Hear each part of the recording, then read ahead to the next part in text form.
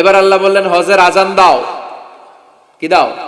ওয়াআযিন ফিন-নাসি বিল-হাজ্জি ইয়াতুকা রিজালান ওয়া আলা কুল্লি দামির ইয়াতিনা মিন কুল্লি ফাজ্জিন আমিক। সুবহানাল্লাহ পড়ে।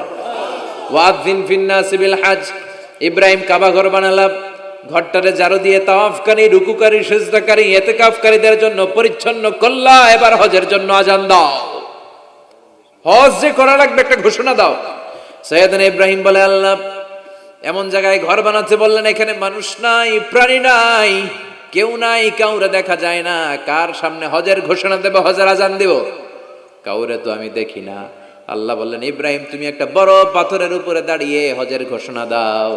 দুনিয়ায় অবস্থিত সবগুলো মানুষের কানের মধ্যে ওই আজানের ঘোষণা আমি আল্লাহ পৌঁছে দেব। উনি দাঁড়িয়ে আজান দিলেন, ইয়া আইয়ুহান নাস ইত্তাখাযাল্লাহু বাইতান লিল হজ। আল্লাহ হজের জন্য একটা ঘর বানিয়েছেন, আসো আসো, যাদের সামর্থ্য আছে এসে হজ করে যাও।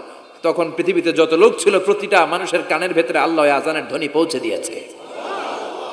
আমরা যারা ছিলাম না, আমরা ওই সময় ছিলাম, কইয়াছিলেন আলামুল আরওয়াহে, রুহের জগতে, রুহের জগতেও আমরা যারা ছিলাম আমাদের কানের মধ্যে এই ধ্বনিটা পৌঁছে দিয়েছে কে?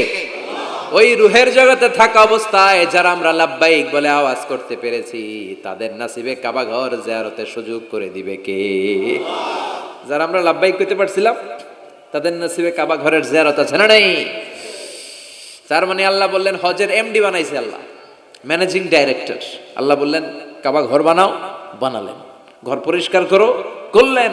আজান দাও, আজান দিলেন। তার মানে হজ প্রোগ্রামের যে দায়িত্ব এই পরীক্ষায়ও, কথা বুঝে নাই মনে হয়, হজ প্রোগ্রামের দায়িত্ব এটাতেও পাস।